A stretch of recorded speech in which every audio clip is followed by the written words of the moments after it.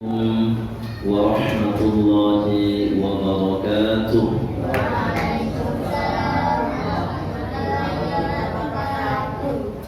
الحمد لله رب العالمين وبه نستعين على أمور الدنيا والدين والصلاة والسلام على أشرف الأنبياء والمرسلين سيدنا ومولانا محمد وعلى آله وصحبه أجمعين أما بعد.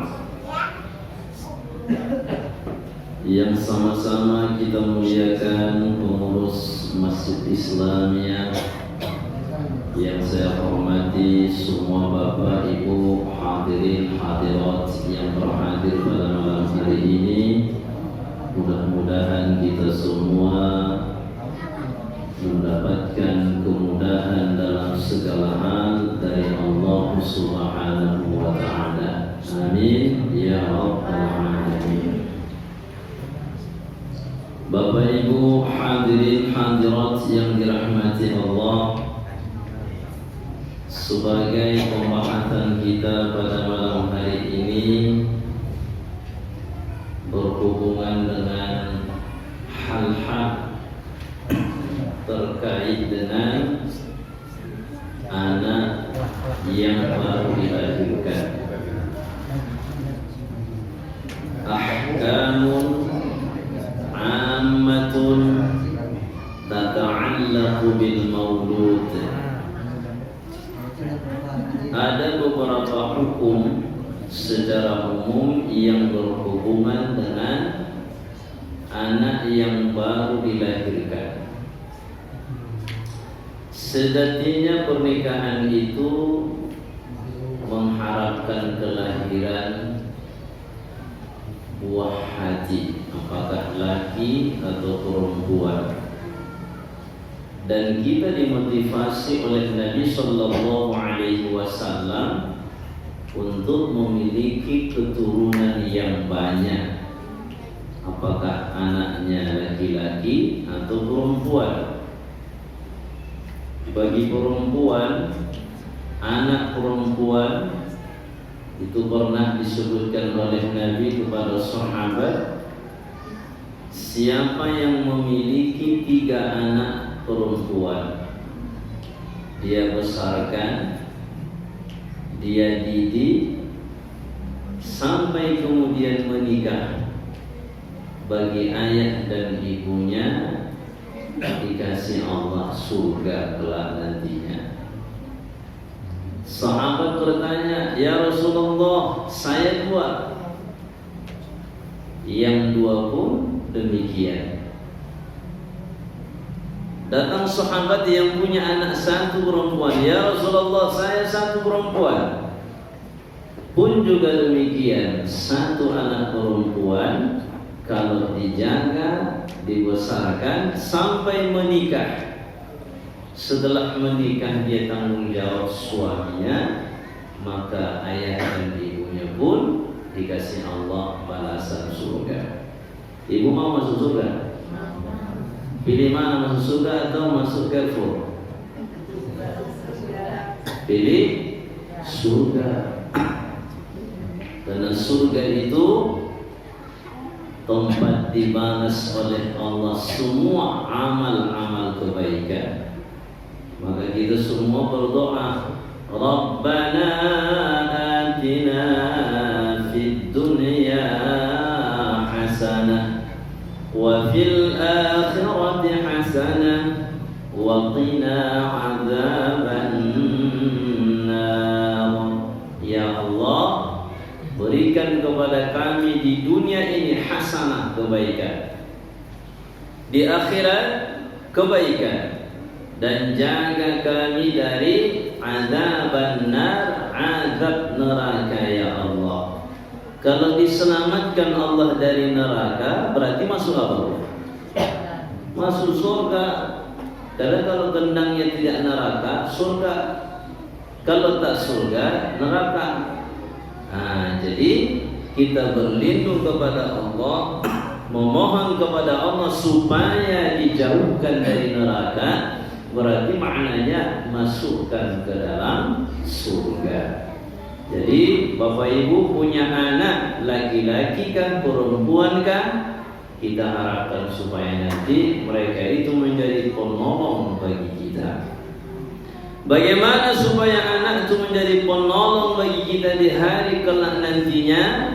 Nah, itulah yang akan kita bahas pada malam hari ini. Ada beberapa hal yang mesti dilakukan oleh orang tua. Ya. Jadi kalau sudah Allah kasih amanah anak, jagalah itu. Betapa banyak orang yang menikah lama tapi belum Allah kasih keturunan. 10 tahun sudah kita berumah tangga, tetapi belum juga dikasihkan Allah keturunan. Lagu itu kan? Nah, itu kan lagunya itu. Dulu penyanyinya kembar, nada nadi, kembar.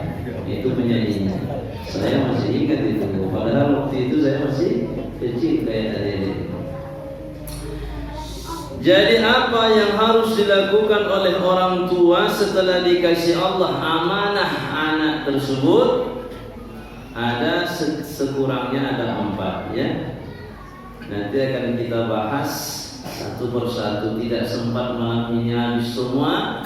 Mudah-mudahan kita sambung pada pertemuan yang akan datang. Yang pertama, ma yaf'aluhul murabbi 'indal wiladah.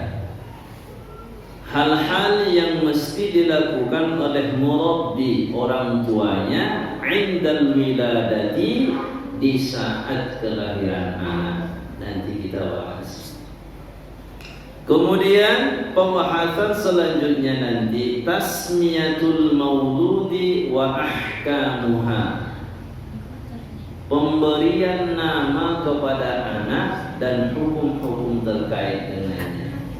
Nanti dibahas. Kalau mau ngasih nama yang bagus dikasih. Jangan dikasih nama yang tidak bagus. Si Pelnak misalnya, tidak bagus. Aqiqatul mauludi wa ahkamuha. Kemudian juga akan dibahas tentang akikah terhadap si anak. Akikah, bedanya kurban. Akikah terhadap si anak dan hukum-hukum terkait dengan akikah tersebut. Yang terakhir, khitanul mauludi wa ahkamu. Khitan terhadap anak yang baru dilahirkan tersebut, wa ahkamu, dan hukum-hukum terkait dengannya. Khitan untuk laki-laki, untuk perempuan sama-sama dikhitan. Nah, dan ini gunanya kesehatan dan juga untuk ya ruhani dari anak itu nanti pengaruhnya.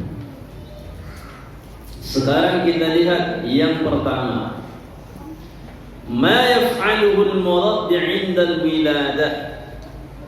Hal yang akan dan semestinya diperbuat oleh murabbi 'inda al-wiladah. Sebutan murabbi ya, itu sungguh peran orang tua berarti luar biasa. Maka doa di habis salat, Rabbighfirli wa liwalidayya warhamhuma kama rabbayani shaghira. Rabba itu kalau untuk Allah Rabbun. Alhamdulillahi Rabbil Alamin. Belajar tajwid tadi ya? Ya. Sudah mulai. Jadi kalau sudah belajar tajwid, bisalah ibu-ibu membaca Al-Quran dengan bagus, dan bapak-bapak bisalah imam macam As-Sudais di Mekah. Macam tadi kan? Alhamdulillahi Rabbil Alamin. Itu As-Sudais, Imam As-Sudais. Rabbi, segala jenis puji milik Allah. Rabbil Alamin, Tuhan seluruh sekalian alam. Jadi Rabb itu penguasa semua alam. Apa yang disebut dengan alam selain Allah? Dalam kajian akidah sudah kita bahas, selain Allah itu disebut dengan alam. Al-alamu ma siwallah. Yang disebut dengan alam itu adalah selain Allah. Dunia selain Allah, langit selain Allah, arasy juga, lauhil mahfuz, malaikat, nabi, manusia, semuanya itu namanya alam. Dan itu dikuasai oleh Allah dan diatur oleh Allah. Tidak ada yang bernapas satu pun manusia di atas dunia ini kecuali itu diatur oleh Allah Subhanahu wa taala. Jangan kita merasa hebat, saya bisa. Napas kita saja diatur oleh Allah. Kalau stop kata Allah, bernapas kita tidak bisa. Jadi Rabbi itu adalah penguasa segalanya. Maka orang tua kepada anak, Rabbayani Rabba, sebagaimana mereka menjaga, mendidik. Jadi peran dari ayah dan ibu terhadap anak itu semuanya, luar batin si anak itu adalah tanggung jawab dari ayah dan ibu. Ibu kalau dulu pas baru melahirkan senang gak ibu? Senang. Mana lebih senang saat melahirkan itu atau pas saat akad nikah dengan bapak? Mana lebih senang bu? Dua-dua sama senang ya. Dua-dua sama senang. Bapak sekarang, bapak mana lebih senang bapak?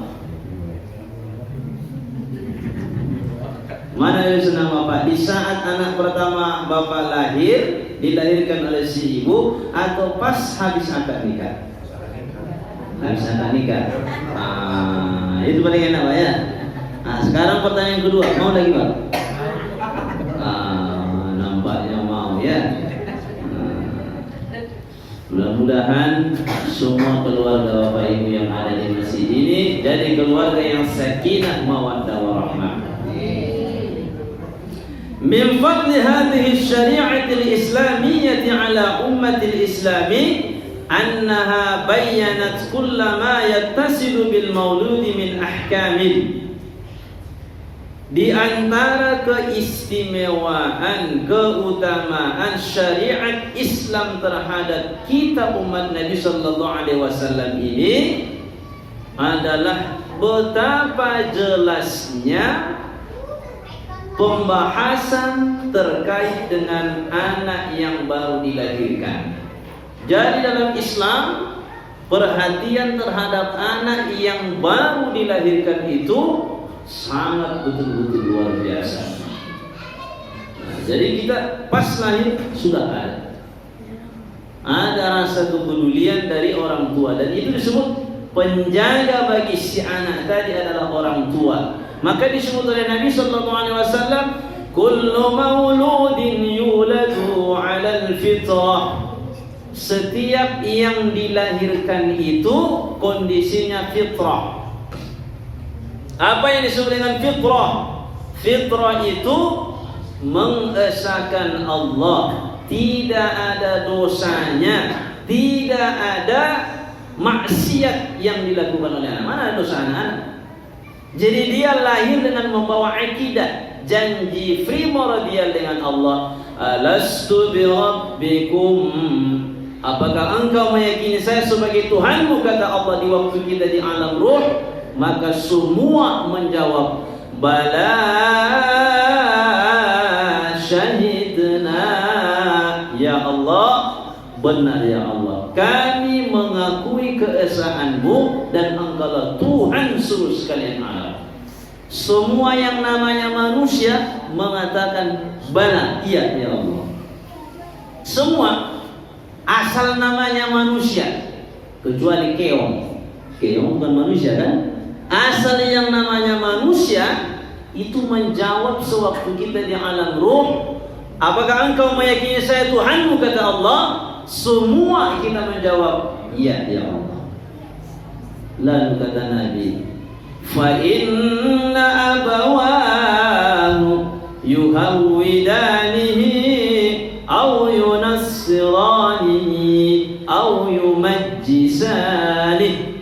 Tapi begitu lahir si anak tadi, lahir dia, nggak ada yang ketawa kan?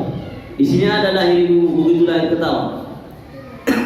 Nampaknya nggak ada itu. Digelik-gelik pun anak itu nggak ketawa dia. Ya, tapi kalau para nabi begitu lahir ke dunia, Allahu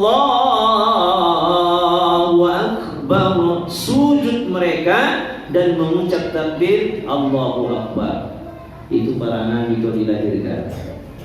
Nah, kalau kita tentu tidak demikian, menangis kalaupun tak menangis mungkin diam dia. Ya, nah kalau diam pun anak lahir dalam ilmu kesehatan mesti harus dipukul tuh anak. Tapi yang dipukul bagian pinggulnya, 2 kali 3 kali. Begitu keluar suaranya, maka air ketuban kalau ada di mulutnya itu jadi keluar. Jadi kalau anak lahir, anak-anak kecil itu lahir menangis dia, jangan dipukul.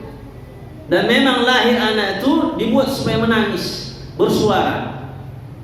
Kalau di rumah menangis anak, ya seorang ibu kasihlah minum kalau dia kehausan.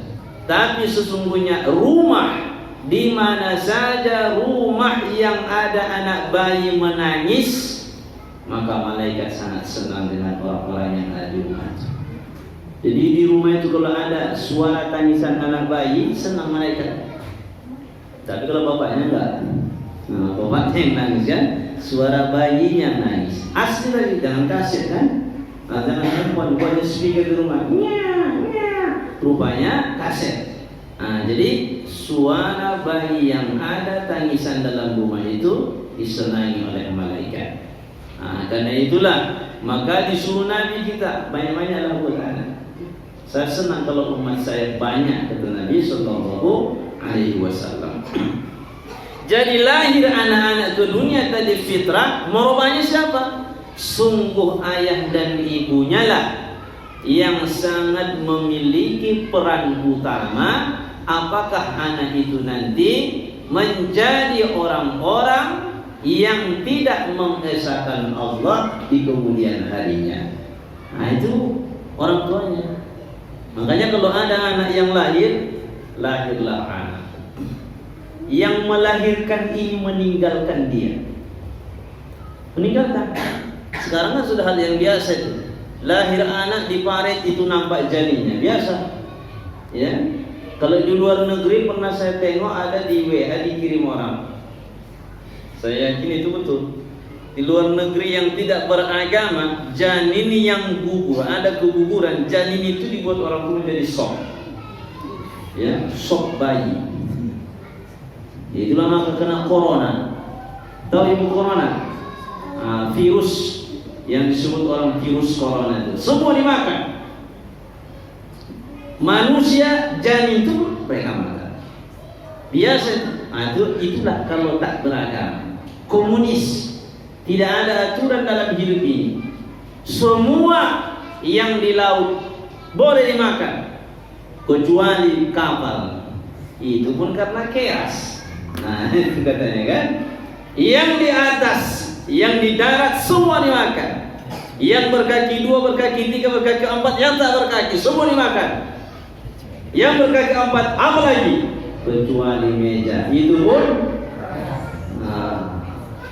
Kalau begitu prinsip hidup seseorang semua dimakan, Islam mengajarkan ini boleh dimakan, ini tidak boleh dimakan. Kulu mimma fil ardi halalan thayyiba. Makanlah segala yang ada di bumi, mau yang di darat, mau yang di laut, semua makan kata Allah. Tapi ingat, yang dimakan itu halalan thayyiba. Halal thayyiba. Ini tidak boleh dipisahkan. Halalan itu halal.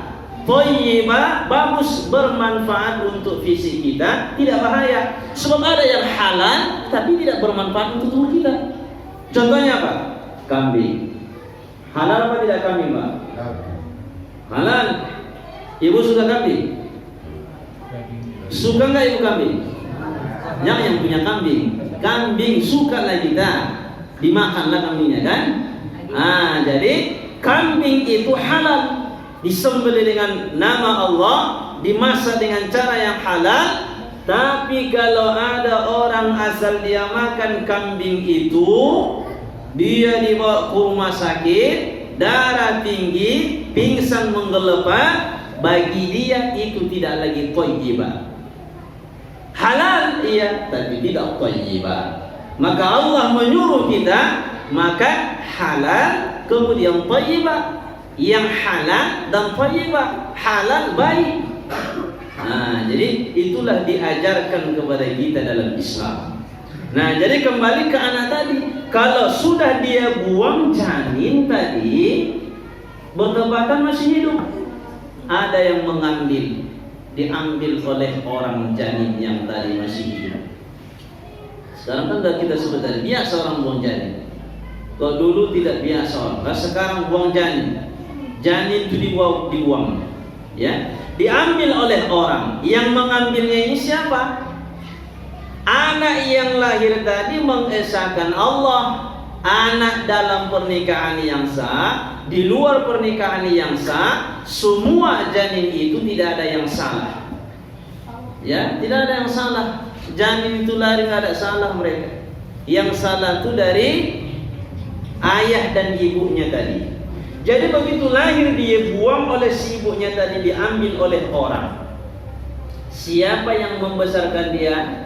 Siapa yang membesarkan, mengasih makan itu, maka si anak tadi ikutlah agamanya dengan yang membesarkan dia tadi. Nah itu, ya, padahal dia membesarkan. Nah, jadi kalau misalnya tanggung jawab ini tadi nantinya kepada yang mengambil tadi, maka agama dia ini itulah agama bayinya. Ke situ dia nanti semuanya. Nah, makanya seorang ayah, seorang ibu tanggung jawabilah anak yang sudah dikaruniakan oleh Allah kepada kita. Nah, apa yang harus kita kerjakan begitu lahir si anak? Kalau yang dikerjakan tentunya sebelum ada hukum-hukum yang berkaitan dengan anak ini, lahir anak itu nanti diadabkan. Nah, nanti at-tadin wal iqamah, nanti ada bagian selanjutnya. Pertama kita lihat dulu. Ini urutan yang pertama di dalam kitab ini. Wa ilaikum ahamma hadhihi al-ahkam allati yajibu an yaf'alaha al-murabbuna 'inda al-wiladah. Maka laksanakanlah ada poin-poin penting terkait dengan anak yang baru dilahirkan itu. Seorang ayah, seorang ibu lakukan ini. Tujuannya apa? Harapan kita supaya anak ini kelak menjadi anak yang menjadi aset bagi kita dunia dan akhirat. Jadi kita punya anak, orientasinya harus demikian. Ini anak engkau kasih ke kami ya Allah, dunia akhirat kami harapkan dia menjadi hal yang berharga buat kita. Dunia akhirat, jangan dunia saja, tapi harus kita memandang jauh ke akhirat. Sebab nanti kehidupan kita di akhirat yang lebih lama. Kalau di dunia ini sebentar. Dari wajah-wajah bapak-bapak, ibu-ibu yang ada di sini, tidak yakin lagi saya hidup di sini 100 tahun lagi. Yakin? Ya, ibu sendiri yakin gak hidup? Kalau sekarang 50 usia ibu, apa nanti yakin ibu usia ibu sampai 150 tahun? Ibu sendiri gak yakin kan? Nah, apalagi orang. Nah, karena itu kita tiada nanti. Gak lama kita tiada ini.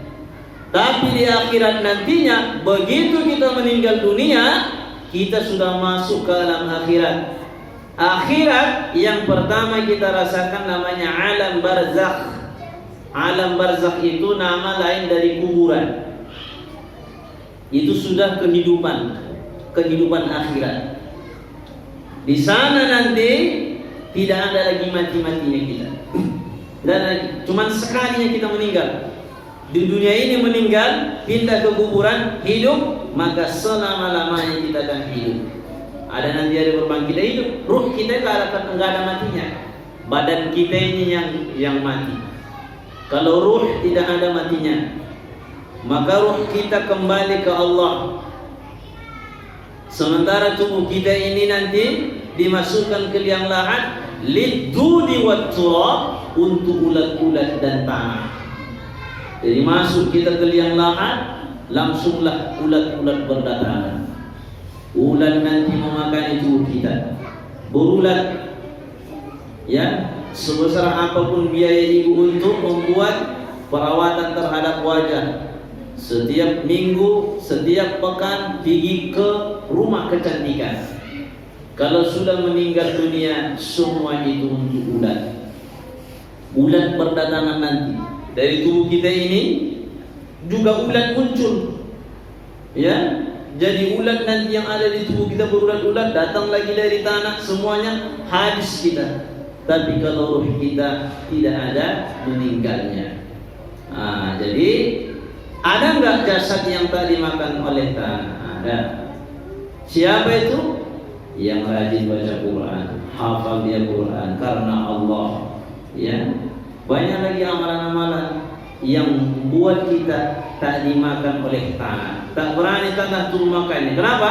Dimuliakan oleh Allah Ta'ala. Dan itu kejadiannya tidak hanya sekali, berulang kejadian. Satu kuburan yang sudah lama terjadi pembongkaran dengan alasan, dengan sebab kuburan longsor atau kuburan dipindahkan, jasadnya masih utuh. Itu adalah orang-orang yang dipilih oleh Allah Subhanahu wa Ta'ala. Jadi kalau kita dah masuk ke kuburan, harapan kita inilah anak-anak kita.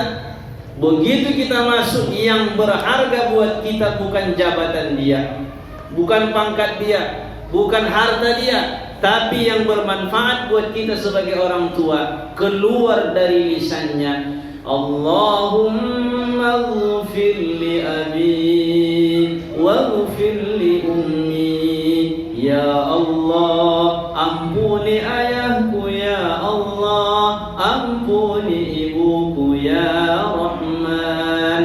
Langsung kontak ke kuburan, ya. Awaladin solihin yada'ulah, anak soleh yang mendoakan orang tua langsung diijabah oleh Allah, insya Allah. Jaringannya kuat. Kalau ibu misalnya pakai kartu Telkomsel, Telkomsel itu ke pelosok pun ada. Tapi kalau nanti kartu yang lain mungkin susah di daerah-daerah. Jadi kalau kuat jaringannya, begitu dipencet di sini langsung bunyi di sana handphonenya. Ada jaringan, tapi ada pulsa. Ada jaringan, kalau nggak ada pulsa nggak bisa kan? Jadi anak itu ke orang tua jaringannya kuat. Maka begitu didoakan oleh si anak, langsung kalau disiksa dalam kuburan, diringankan Allah siksanya. Bisa jadi dilapangkan Allah kuburannya, diselamatkan dari siksa. Kalau sudah lapang, dikasih Allah lagi lebih lapang nikmat di dalam kuburan. Cuman sekarang nggak percaya orang, nggak nampak katanya, nggak nampak. Jadi sekarang banyak orang supaya dia percaya harus nampak dia, harus nampak baru percaya. Ini berarti tak beriman. Alladzina yu'minuna bil ghaib, supaya bisa orang itu mendapatkan hidayah, petunjuk dari Al-Quran, menjadikan Al-Quran itu sebagai hidayah, mesti dia harus beriman kepada yang gaib. Jadi dalam kuburan semua itu alam gaib. Gaib, gak ada yang nampak itu. Gak bisa kita tengok apa yang terjadi dalam kuburan, tak bisa kita dengar apa yang terjadi dalam kuburan. Tapi dalam kajian tauhid namanya as-sam'iyat, kita harus mengimani karena itu disebut oleh Allah dan disebut oleh Rasulullah sallallahu alaihi wasallam. Jadi tugas kita sebagai orang tua begitu lahir anak tadi, salah satunya istihbabul bisyarati wat tahni'ati 'indal wiladah. Sampaikan ke orang. Ini sampaikan ke orang bahwa anak kita sudah lahir. Itu salah satu tugas kita. Sampaikan. Gunanya apa? Apalagi sekarang WA kan? Ada WA. Sampaikan ke grup. Alhamdulillah anak kami sudah lahir. tak pun dikirim fotonya, atau dikirim fotonya tetapi jangan tampakkan wajahnya, dibalut saja. Semua orang nanti akan mendoakan, mudah-mudahan jadi anak yang soleh, mudah-mudahan jadi anak yang solehah. Jadi ini bagian dari doa. Jadi menyampaikan kepada orang sebagai berita gembira, ini membuat kita semangat dan orang mendoakan kita. Cara yang paling tepat di tempat kita ini, dibuatlah acara-acara syukuran. Dan itu adalah bagian dari penyampaian kabar gembira kepada orang bahwa anak kita sudah lahir. Itu yang pertama, ya. Sekarang yang kedua, tadi itu kabar gembiranya, ya. Tetapi kalau dalam perbuatan, tentu kabar gembira ini keluarga itu bisa cepat, menyampaikan ini bisa cepat. Tapi kalau yang namanya perbuatan yang harus dilakukan begitu lahir, istihbabut ta'dzini wal iqamati 'indal wiladah, diadankan, diiqamahkan itu anak. Gunanya apa? Sebagai pendidikan yang pertama. Itu diadankan, anak itu diadankan, kemudian diiqamahkan. Sama, laki-laki dan perempuan sama-sama diadankan. Wa minal ahkamil lati syara'al Islam lil mauludin, di antara hukum-hukum yang disyariatkan dalam Islam terhadap anak yang baru dilahirkan, at-ta'dzinu fi udhunihil yumna, mengadankan di telinga kanannya. Adankan, Allahu akbar, Allahu akbar. Adankan ke kuping kanan si anak, jangan kencang kali, kanan di telinganya. Wal iqamatu fi udhunihil yusra, iqamahkan di telinga kirinya. Kanan adankan, kiri diiqamahkan. Ya, apa dalilnya? Dari Abi Rafi', Nabi sallallahu alaihi wasallam Ra'aitu, dia melihat bahwa Nabi sallallahu alaihi wasallam, ra'aitu Rasulullah sallallahu alaihi wasallam, kata beliau, saya melihat Nabi sallallahu alaihi wasallam adzana fi udhunil Hasan bin Ali hina waladathu Fatimatu. Saya melihat Nabi mengadzankan cucunya yang bernama Hasan bin Ali di saat dilahirkan oleh putri Nabi yang bernama Fatimah. Jadi cucu Nabi Hasan Husain. Hasan lahir, setahun kemudian lahir lagi Husain. Jadi Hasan Husain ini lahirnya di Madinah, ya, di Madinah lahirnya. Jadi Nabi mengadankan, ya, adankan di kuping kanan, iqamahkan di kuping kiri. Warwal Baihaqi wa Ibnu Sinni 'anil Hasan bin Ali 'anil Nabi sallallahu alaihi wasallam qala. Diriwayatkan juga bahwa Nabi sallallahu alaihi wasallam bersabda, "Man wulida lahu mauludin," siapa yang punya anak, artinya siapa yang anaknya lahir, fa'adzana fi udhunihil yumna, maka dia semestinya untuk mengadankan pada kuping kanan, wa aqama fi udhunihil yusra, dan mengiqamahkan di telinga kiri. Ini disuruh oleh Nabi. Kalau lahir anak, maka di telinga kanan itu adankan, di kuping kiri, telinga kiri diiqamahkan. Gunanya apa? Lam tadurruhu ummus sibyan, supaya tidak diganggu oleh jin anak tadi yang bernama ummus sibyan. Itulah gunanya. Ya. Riwayat yang lain, anna Nabi sallallahu alaihi wasallam, bahwa Nabi sallallahu alaihi wasallam adzana fi udhunil Hasan bin Ali yauma wulida. Hasan itu diadzankan oleh Nabi di kuping kanannya, wa aqama fi udhunihil yusra, dan mengiqamahkan di kuping sebelah kiri.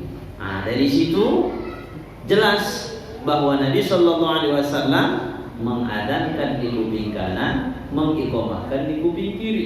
Itu kan laki-laki. Kalau seandainya ada cucu Nabi perempuan pun dibuat Nabi demikian. Cuman karena dua, laki-laki Hasan, Husain. Putri Nabi itu tidak diadzankan. Kenapa? Karena syariat adzan itu sendiri, ya, itu belakangan, sudah lahir semua anak Nabi. Nah, baru kemudian ada syariat adzan. Salat itu saja perintahnya dilaksanakan 5 waktu di 2 tahun, kira-kira 50 tahun 10 tahun kenabian, kira-kira 2-3 tahun sebelum hijrah ke Madinah. Putri Nabi dah besar-besar.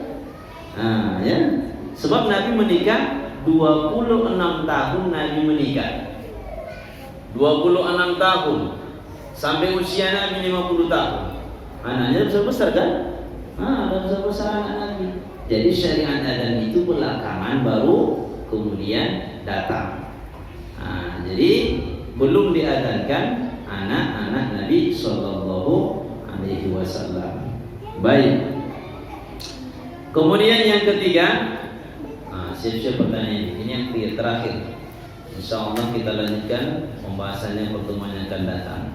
Istihbabu tahnikihi 'indama yulad. Ketika lahir si anak disunnahkan tahnik. Apa itu tahnik? Kalau Nabi dulu dikunyahnya kurma, kemudian saripatinya, sarinya itu dimasukkan dengan telunjuk ke mulut si anak dan digoyang-goyang lagi. Dan dulu orang-orang tua itu mendatangi kiai-kiai, mendatangi ustaz untuk dibuat demikian. Ya, dibuat ada kurma, dikunyah oleh ustaz itu baru dibuat kelangi-langi. Sekarang nggak mau lagi orang. Kenapa? Jorok ustaz tuh kan. Dibilangnya pula ustaznya jorok, ya. Padahal itu adalah keberkahan. Berapa ayat yang dilantunkan oleh ustaz itu setiap hari. Berapa banyak ilmu yang disampaikan ke umat setiap hari. Jadi apa yang di dalam mulut seorang alim tidak sama dengan mulut kita yang tidak alim. Ini ada keberkahan. Nabi SAW pun demikian. Itu kan Nabi. Ya Nabi. Ulama itu apa kata Nabi? Al-ulama'u warathatul anbiya. Ulama itu adalah pewaris Nabi. Jadi kalau misalnya sayang kita kepada Nabi, yakinilah ulama itu adalah pewarisnya Nabi. Jangan kita suudzon, ya. Jadi kurma itu, kalau misalnya tidak pun ke orang sebagai ayah punya kurma itu, kemudian goyangkan ke langit-langit anak. Oh, sekarang sudah ada madu kurma katanya kan? Sari kurma itu pun boleh. Kalau tak dikunyah, yang pastinya langit si anak-anak, langit-langitnya di sana itu digoyang, ya. Wa mal hikmah? Hikmahnya itu supaya si anak itu terangsang dia. Geli Pak, bukan? Kalau nanti nggak percaya, coba nanti bilang ke sama Bapak, bikin dulu Pak gitu. Jadi si Bapak membikin ke langit-langit si ibu. Atau kita sendiri masukkan ke langit-langit kita, pasti kita merasa geli. Dan rasa geli itu tentunya untuk mengaktifkan, ya, perangsang. Supaya apa? Supaya si anak itu harapannya dengan aktifnya dia lancar berbicara, kemudian fasih dalam berbicara, itu harapannya, ya. Idkhalul usbu'i fi famil maulud, masukkan telunjuk jari ke mulut si anak. Telunjuknya tadi, jangan induk jarinya kebesaran itu, ya. Ini kan jempol, supaya anak ini nanti kasih orang jempol katanya. Ini enggak ada cara begitu, ya. Setelah dimasukkan, thumma tahrikuhu yaminan wa shimalan biharakatin latifatin. Jadi setelah dimasukkan tadi telunjuk kita ke langit-langit sana, kanan kiri diginikan. Jangan diginikan, muntah dia nanti kan, didorong-dorong kiri kanan. Dan membuat kiri kanan itu pun latifah, lembut. Ya. Jadi itu gunanya ya. Supaya anak tadi itu ya terangsang ya. Dengan kita buat langit-langit demikian, atau ustaz atau kiai yang tadi itu, harapannya supaya si anak tadi menjadi aktif bagian hidup beliau. Dan ada tabaruk mengikuti apa yang dibuat oleh Nabi Sallallahu Alaihi Wasallam. Satu lagi tanggung dia, istihbabu halqi ra'sil maulud. Sebagai orang tua potong rambutnya. Ya, kalau bisa anak yang baru lahir itu jangan terlalu lama kemudian dibuat di kepalanya rambut. Jadi kalau bisa di hari yang ketujuh itu, hari yang ketujuh langsung dicukur rambut si anak. Nanti kena penyakit apa semua, tidak. Syariat yang dibawa oleh Nabi ini tidak ada yang membahayakan anak-anak. Jadi dicukur itu rambut, cukurnya sana mulus. Cuman kalau dalam masalah cukur-mencukuri, jangan main-main sendiri bapak. Cari yang ahlinya. Nanti main sendiri bapak, bukan rambut yang putus, kulit itu hilang. Ya, cari yang ahlinya. Supaya dicukur tuh anak. Hari yang ketujuh, sayanglah rambut anakku ini hitam tebal dia. Nanti tumbuhnya itu lebih cantik lagi tumbuh. Ya, kalau misalnya rambutnya nggak ada, mulus, anak dilahir nggak ada rambut katanya. Walaupun tidak ada rambut, untuk mengikuti ittiba dibuat saja macam mencukur. Ya, oleskan saja pisau itu di situ, macam mencukur. Sama kan kalau misalnya kita umroh itu salah satu rukunnya adalah motong rambut, bercukur. Kalau rambut tak ada, gundul. Jalankan pisau atau gunting itu di atas botak kita. Itulah menyelesaikan rukun memotong rambut yang ada di kepala. Jadi anak pun dibuat demikian. Setelah itu baru disedekahkan. Apanya? Bukan rambutnya disedekahkan. Ya. Untuk orang fakir, untuk orang miskin, cari nanti, kemudian timbanglah rambut anak tadi, setimbangan itu baru uangkan. Ya, uangkan. Kalau emas berapa gram kira-kira? 2 gram. Uangkanlah itu, kemudian sedekahkan kepada orang-orang fakir ataupun miskin. Harapannya supaya anak ini nanti ya jadi orang yang pemurah, jadi orang yang suka membantu orang lain. Jadi niat seorang tua selain dari ittiba, begitu dia. Ada niat-niat yang kita selipkan untuk si anak tadi. Baik Bapak Ibu hadirin hadirat yang dirahmati Allah, ini saja, mudah-mudahan bermanfaat. Sambungannya insyaallah kita bahas pada pertemuan yang akan datang. Demikian. Ada lagi yang mengajar Bapak Ibu? Walaupun ada lah, geser-geser lah Ibu nanti ya. Baik, demikian pembahasan kita pada malam hari ini. Mohon maaf atas segala kekurangan dalam penyampaian. Mudah-mudahan ini semua menambah keimanan dan keilmuan kita semua. Amin ya rabbal alamin. Alhamdulillah rabbil alamin, wassalatu wassalamu ala asyrafil anbiya'i wal mursalin wa ala alihi wa sahbihi ajma'in. Allahumma anfa'na bima 'allamtana wa 'allimna ma yanfa'una warzuqna 'ilman yanfa'una bi rahmatika ya arhamar rahimin. Allahumma faqqihna fid din wa 'allimna التأويل ربنا آتنا في الدنيا حسنة وفي الآخرة حسنة وقنا عذاب النار وصلى الله وسلم عليه والحمد لله رب العالمين. والسلام عليكم ورحمة الله وبركاته.